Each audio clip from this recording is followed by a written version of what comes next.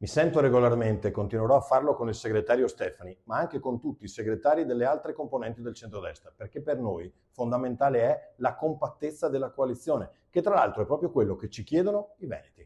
La voce ufficiale della Lega Veneta è quella di Alberto Stefani e con lui di corsa in solitaria di certo non si parla. Lo dice con altre parole, ma il succo è questo, Luca De Carlo, coordinatore regionale di Fratelli d'Italia, all'indomani dell'incontro al K3 di Treviso dei segretari di sezione della Marca, riuniti per esprimere il loro dissenso verso la bocciatura del terzo mandato da parte degli alleati e spingere per una corsa, appunto, in solitaria. Per i meloniani quello di andare uniti è invece un mandato ricevuto dagli stessi elettori. Siamo convinti che, come avviene in Regione, come è avvenuto su tanti temi e programmi negli ultimi 15 anni, il centrodestra possa e debba continuare a lavorare unito per il bene dei cittadini veneti. Ma il K3 va in scena tutt'altro film. I leghisti mettono nero su bianco le loro condizioni che, se non accettate, farebbero saltare il banco e inviano il verbale al segretario regionale. Prima di tutto che vuole il rispetto reciproco.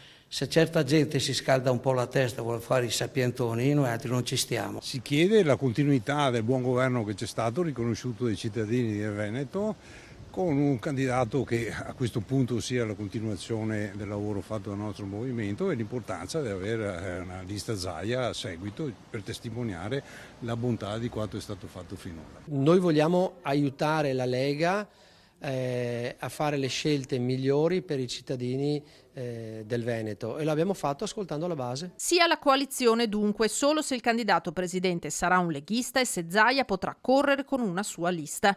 Unica strategia per la Lega per non soccombere alle urne al partito di Meloni. A Treviso ne hanno discusso i militanti, a Vicenza il direttivo provinciale, Padova, sotto una più stretta influenza dei salviniani, si divide. Il segretario provinciale Nicola Pettenuzzo rimanda tutto a un confronto tra sindaci leghisti sabato a Treviso all'evento organizzato a Santa Caterina.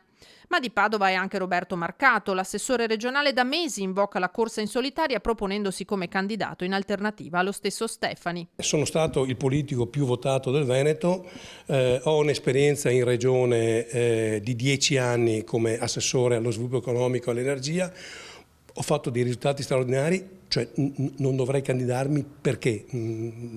Poi dico, non è che sì, abbiamo tutti i premi Nobel candidati al posto mio, per cui insomma, al Presidente della domanda si candiderebbe, certo che sì. Il partito oggi ha bisogno di fare un risultato stratosferico.